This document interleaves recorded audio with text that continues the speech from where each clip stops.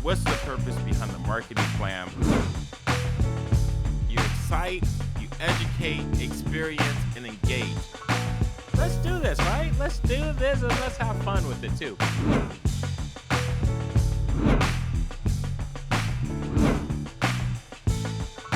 To my first time listeners, thank you for joining the show. I appreciate you being here.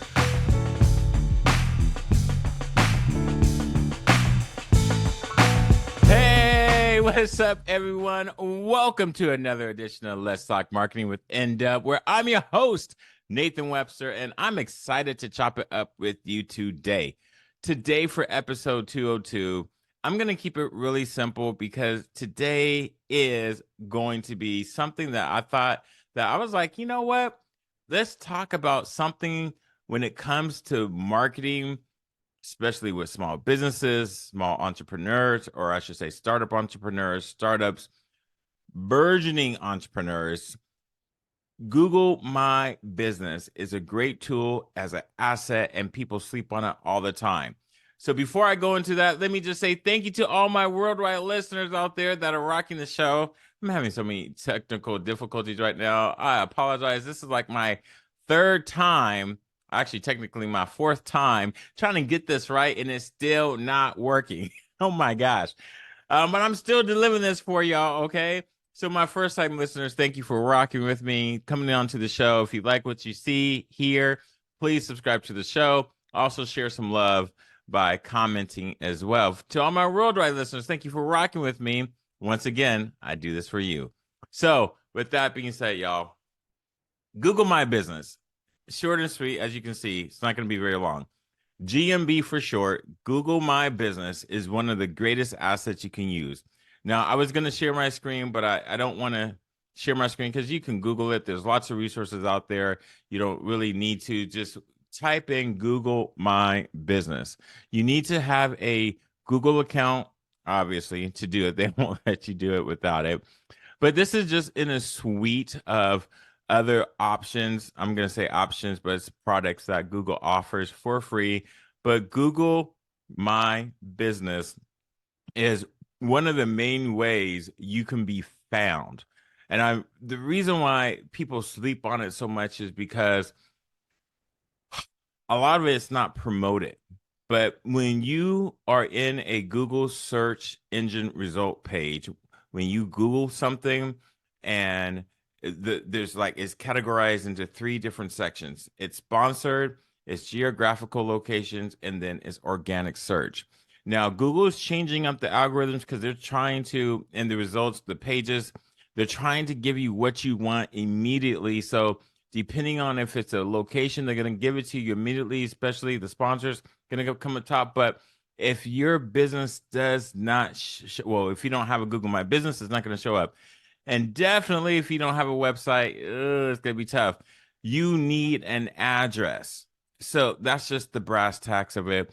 So if you're operating a business and you don't have an address, this is where you're going to go wrong. And this is where I want to help you in that regards by saying, get a business address so you can have a location, so you can get a Google My Business. And when you get that Google My Business, and I posted this on my LinkedIn. If you haven't gone to my LinkedIn, find me. I'm at Nathan Webster, LinkedIn, Nathan Webster. It's in the show notes. Go to it. And I talked about it last week about this is one of the most common things that businesses sleep on and they don't keep active. You can post pictures, videos, posts, and it just keeps your page relevant because when someone does a Google search, this comes up, especially if it's a location, as in you're selling products, services. They're looking at your Google reviews. Ding, ding, ding, ding, ding. So that's another thing to consider. I was hoping this one organization, because I don't want to, because technically they're not a nonprofit, but I'm just going to say organization to where they were having issues with this service that they purchased, and they were not providing the leads that they thought they should get. And I was telling them, I'm like, look, you need to understand Google has changed the way we've done everything. I say we as in marketing. So when you are looking at getting the results that you're looking for, if you don't understand the algorithm and how it shows up, you're going to be frustrated, but you're frustrated at the wrong people. You need to understand, if you're selling a service and you're purchasing third-party services to promote, to get leads, you know, and you're buying all these different things to find these hacks. I'm trying to tell you, one, that's not the best strategy. It could be a tactic, but don't use that as the number one strategy to get leads. And then number two, if you are using a tool such as Google My Business, reviews and content is everything, and UCG, user generated content, user generated content, UGC, sorry, I got those inverted. UGC is extremely important, because the days where we create, as in webmasters, or the user of a website, the owner of a website, creating their own reviews, and we're saying they're from somebody else, those days are over. That used to be the thing. Like, look at all the reviews that they had. No, now it's better to see, like, Amazon's a perfect example of how you want to see not only reviews, you want to see real life tested products of how the product is being used in the real life scenario, the application of it. And we want to know, should we buy it? Should we not buy it? Right? Same thing with business services. This is where Google My Business comes into your reality, and you cannot sleep on it, especially as a small business. So what the first thing you got to do is get a business address. Start getting your business, what's the word I'm looking for? I was going to say impressions, but that's not the best way to categorize it. Get your business, I would say, that pinpoint on Google, to where they can start identifying you not just as a virtual business, which is a domain, but they also see you as a business that has an address. Now, I will say, it's a caveat of, I have a business and it's located in a business co-sharing spot.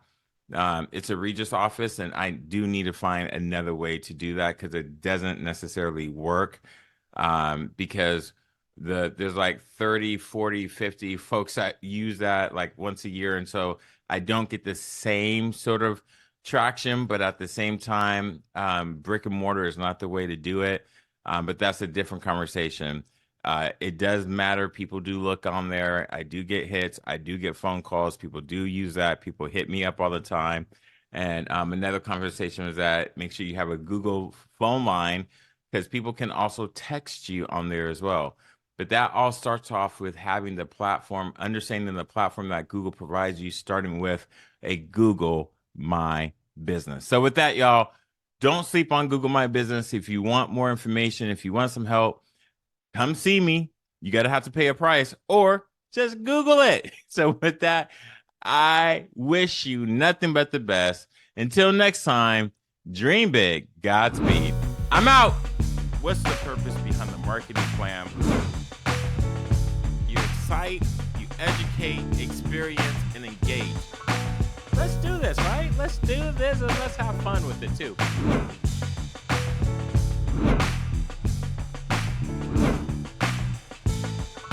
To my first-time listeners, thank you for joining the show. I appreciate you being here.